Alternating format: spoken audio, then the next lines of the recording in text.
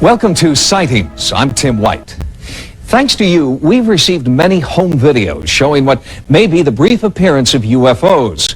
But one of the problems we face is that it's very difficult to analyze a one-time event. Ufologists are looking for UFOs that appear again and again and offer a chance for closer examination. Just such a series of UFO encounters is occurring in the skies above Pennsylvania. A local resident sent us his startling footage. The first reported sighting occurred in 1991 in Newton Township, just north of Scranton. Since then, dozens of people, including state and local police, have witnessed an unexplained show of lights. The first home video was shot by Gary Steyer. He started monitoring the skies after his daughter, Christy, reported a bizarre encounter with a UFO. I at first thought it was another car. But I looked out towards the back of me and I noticed there was no car in back of me, and I was adjusting the mirror and I noticed an object in the sky. It was flying behind my car and I kept watching it in my rearview mirror, and eventually it went over to where I could see it looking out the window. It kept following me driving down the road, and then I made a right-hand turn to come up onto the road coming up towards my house, and this object made a right-hand turn, and by this point I was getting really scared. She drove into the driveway, ran up to the front door, came flying in the house, and said something was following her.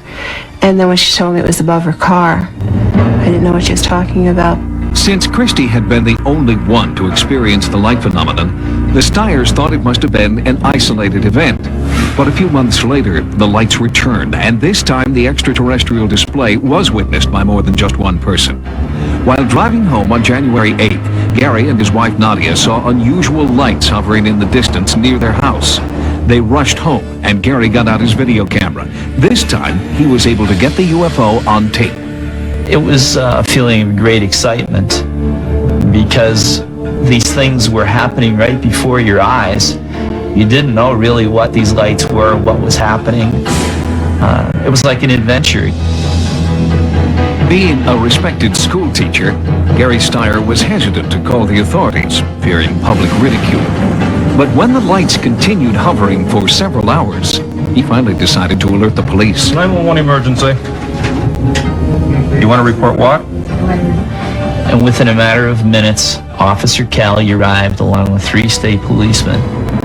And as I taped, they stood alongside of me with their handheld radios in my front yard. The dispatcher told me he received a call from a resident in the community that there was a strange object in the air above his house. When he initially called me, he didn't want to give me anything but his street address. He didn't want to give me his full name or phone number because he didn't want to be associated with something that sounded this bizarre.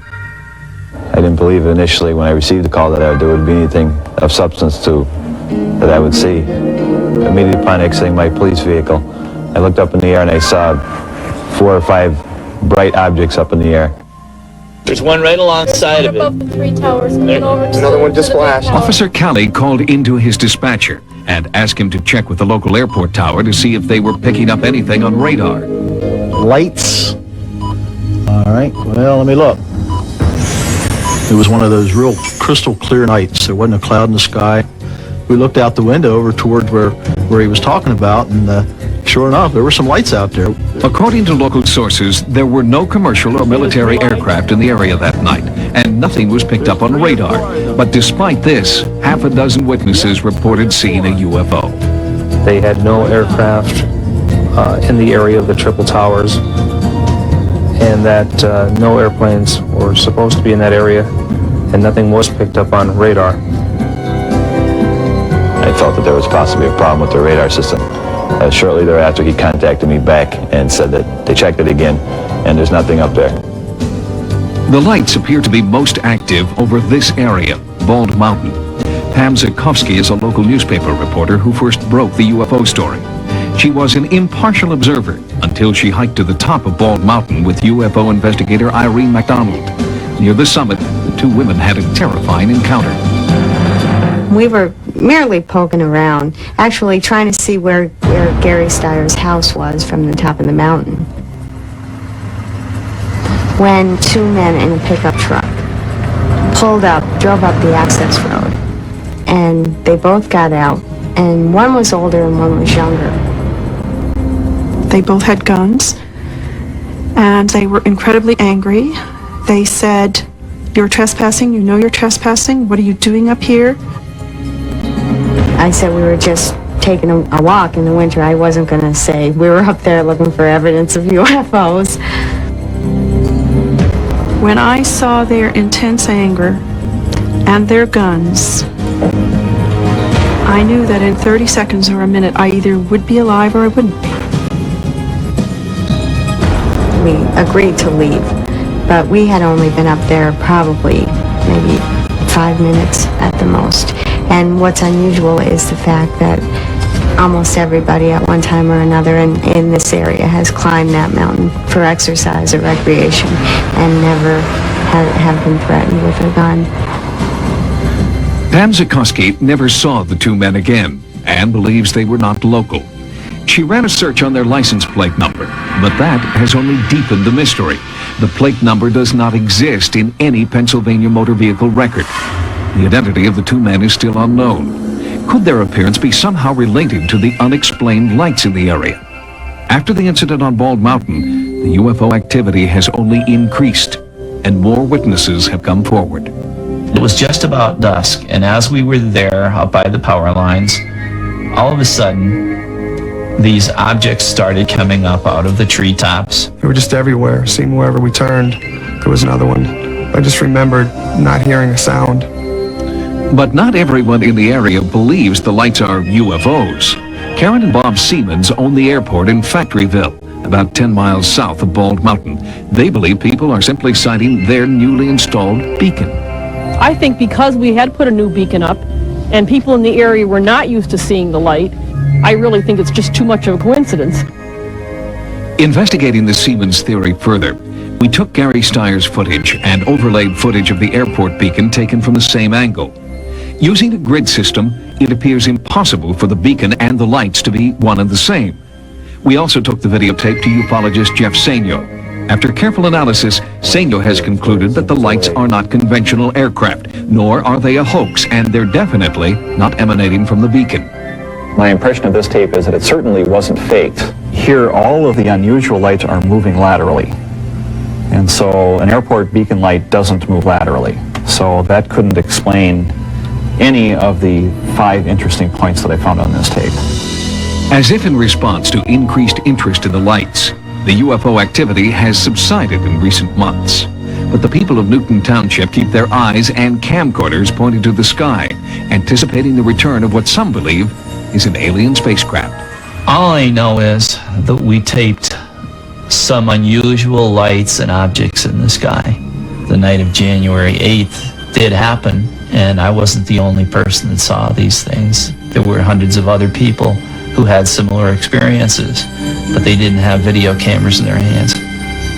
And all I can say about the tape is that it speaks for itself. Right now, the skies near Scranton are quiet. However, local residents say that the UFOs come in cycles, and they're anticipating a new wave of UFO encounters in coming months. Local police are ready to respond to any UFO calls that come in and are continuing to investigate reports of the mysterious men who have yet to be identified. Coming up next. What happened in this house is an absolute nightmare. A family that's under attack by a sinister entity. He said, "Make love to me." Researchers who investigate sightings of ghosts and apparitions often find that the site of the haunting has a mysterious, sometimes brutal past. When one of our viewers called to report bizarre ghost activity in her house, our first step was to look into the history of the house, and we did find that it had been a place of misery and torment. The evil began in 1984 in a small town in central Maryland. It's the kind of town that seems to promise the American dream. But 2 brothers were living a nightmare in one house in this quiet town. For a long time, it was their secret. But the day the boys, age 4 and 6, told their mother, she told the police. What happened in this house to those 2 children is an absolute nightmare. The children were raped and molested repeatedly. They weren't safe because of the danger that lived within, and that danger lied in their own father. He was convicted of sexual child abuse, but the boys insisted they were not the only victims. They described the brutal rape and murder of an infant. I don't think it's far-fetched to believe that a baby could be stabbed repeatedly, dismembered, and then decapitated, and then literally tossed into a creek. And of course, that's what we believe happened in this particular circumstance. The police found no proof of murder. The father served just 18 months in prison. The house, with its monstrous memories, was sold to another family. Just 6 weeks after moving in, the new owner died suddenly, leaving his wife and 3 daughters alone in a house they now believe is haunted by an entity they call the Beast. This beast has molested, raped, choked. He's touched, he's punched, he's scratched, and I just feel like it's getting stronger. The first time something had happened to me, I was laying in my bed and I woke up for no reason. And I heard this breathing and I could feel it in my ear. It was like,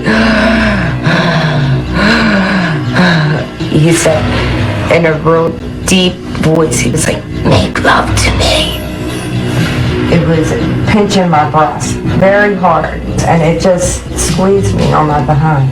It was like I was being sexually assaulted by it, like it was taking itself and entering into my body. The family fled the house and called Sightings for help. They sent this video, a record of the night the so-called Beast scratched the 13-year-old daughter. First it scratched me on this side of my face, and it hurt bad. Then it scratched me on this side of my face, and it actually broke the skin down here, and it was bleeding. And I was just crying, hysterical, and it was saying, your family can pay its respects now because you're mine. And it was saying, you can run, but you can't hide. The family refused to return to the house alone. Sightings agreed to send a team of ghost experts from the Office of Scientific Investigation and Research. When we go into a home to investigate, we look at, first and foremost, the environmental factors that are contributing to the situation. We look at the physiological elements, and we look at the psychological elements of all those in the family. Specialists descended on the house, armed with technology. Their aim was to electronically document any appearance by the supposed beast. We call it a beast because of the size of it. I remember I looked up and I could see it, and it was just huge. I was not imagining it, I was not sleeping. It was very, very real to me. And then I felt the tongue. There was a very pointed tongue. The thing pushed me back on the bed. And when it did, I felt this extreme weight on me. It started screaming at me, very raspy, very deep voice, and it was like, whoa, whoa, whoa, and it just kept doing it and doing it. And of course, at this point, I'm screaming. I was laying in the bed next to her, and her body, it was like her heels were on the bed, and her head and shoulders were on the bed, but the rest of her body was arched up like a bridge. I know without a doubt that it was trying to have sex with me, and it was trying to rape me, and I was just powerless. There was just nothing I could do. It is terrifying. It's not something to sit around the kitchen table and say, oh, haha, the ghost was calling my name last night, or the ghost wanted to have sex with me last night. Isn't that funny? It's not funny at all. Because of the women's terror, we had a security firm install 24-hour surveillance cameras throughout the house. Investigative devices were also put in place for the night-long vigil. The team prepared to monitor the environment, radioactivity, changes in light and electromagnetism, and the temperature, sound frequencies, and gravitational forces within the house. The neighborhood was also scoured for evidence of unusual levels of pollution or energy from power lines, something to scientifically explain the phenomenon that plagues this family. I seen a tall man, very skinny, long arms. It was just like a flash of lightning. It was so fast, and it was at the end of the bed, and that just startled me. Just like did a belly flop right on me. And I was like stuck in this position, and I couldn't move, and I was like, Mom, Mom, but I could not get my voice out. I was like, Mom, Mom. It was like pins and needles, but it was coming from the inside out instead of the outside in. It came off me, and I just felt like my whole body just lifted right off the bed, and I fell down. It was very frightening. The first night back in the house, the family crowded into one bedroom and refused to turn out the light. Okay, let's lay down. Good night. Good night. Everyone say their prayers. They tossed and turned, 5 in one bed, 4 other bedrooms empty. Your feet are freezing. Would you shut up? This is the most aggravating time. Shh. Let's rest. After midnight, one daughter came into the living room for a cigarette. It's about 2 o'clock in the morning, and this usually seems to be the time when it'll start building up, and you'll start hearing sounds in the house if anything's going to happen, and by 3 is usually when it gets to the peak. If everybody's sleeping and the house is quiet, that's when it seems like it's the strongest. I feel like it's here, and I wish if it was, it would just show itself or do something. The night passed without incident. Day 2 brought more tests. Psychiatrist Elizabeth Targ worked with the family. It feels like your heart is beating like very hard against your chest. I feel like I can't breathe. I felt like I was dying. Technician John Pori conducted physiological tests. The family agreed to sleep that night with the lights out, heads wired to measure sleep patterns and dreams. Our camera was equipped with a night lens to photograph the house in darkness. Christopher Chacon monitored the sensing equipment. This was one night the women wanted something to happen, but again, the house was silent. Everything that we saw in the house on Usually Road and everything that's been told to us by the family members could be rationally explained in one way or another according to the laws of nature and physics. I still feel as strongly as we did in the first interview that those things happened in reality. They actually did happen, and they happened the way that I explained them. It's the eternal question for paranormal investigators. If nothing happens, is it all a hoax? Or is the terror the family calls the beast lurking in the background, waiting for the investigators to leave before it will return? I still feel there's a lot of evil in this house. I think that it's the devil personally, and I don't think it's finished. The inability to catch a ghost on tape has proven to be the ultimate frustration for investigators like Christopher Chacon. They continue to work on new, less obtrusive methods of studying ghosts and haunting phenomena. Until then, the only proof we have that ghosts and poltergeists exist rests with eyewitness testimony. Coming up next, meet the real-life victim of the alien abduction behind the upcoming movie Fire in the Sky. They had these big bulging heads and these huge eyes. In 1975, Travis Walton, a logger from Snowflake, Arizona, disappeared without a trace.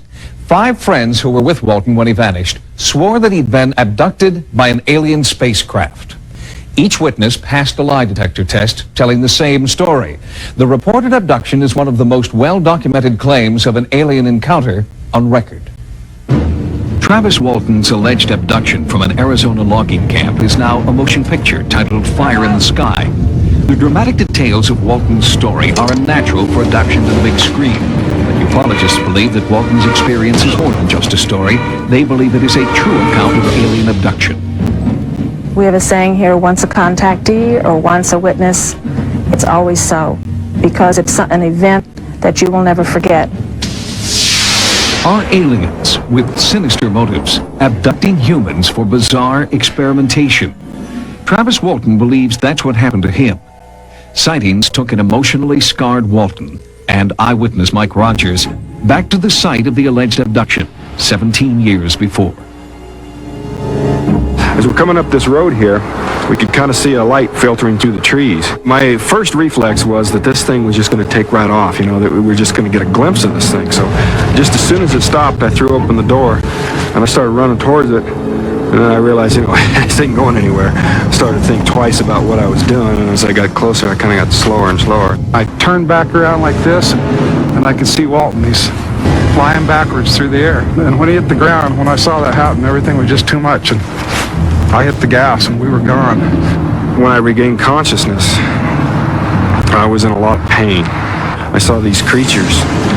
They were small, humanoid looking, you know, like they had 2 arms and 2 legs and 2 eyes. They had these big bulging heads and these huge eyes.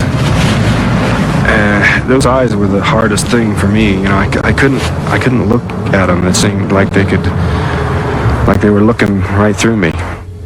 Screenwriter Tracy Torme has spent 8 years bringing this abduction story to the screen. He is convinced that Travis Walton and his fellow loggers are telling the truth. I suddenly came to realize that this incident was a curse to them. It was something that had happened to them rather than some kind of happy, close encounter type of experience. Since Travis Walton's experience, hundreds of others have come forward to tell similar stories. They share with Walton the nagging fear that someday the aliens will come back for them. The question has come on, do we think Travis will have a second encounter? We have no way of predicting that. We don't consider this case closed. It's still open. The investigations you've seen tonight were all the result of phone calls received from viewers like you. If you've recorded or experienced what you believe to be paranormal phenomena, our Sightings investigative team wants to know. If you've had a paranormal experience, call our Sightings hotline at 1-900-740-SIGHT. Each call 75 cents a minute. Average call lasts 2 minutes, and you must be 18 years or older. Do sea monsters really exist? It was scary. It was that big. I started screaming in fear. See startling home videos on another episode of Sightings tonight. Residents of New York's Lake Champlain claim to have their own Loch Ness monster. I started screaming. It turned and it looked at me. Sightings, part of a full hour. Next. Join us next time for new investigations into the unexplained. For Sightings, I'm Tim White.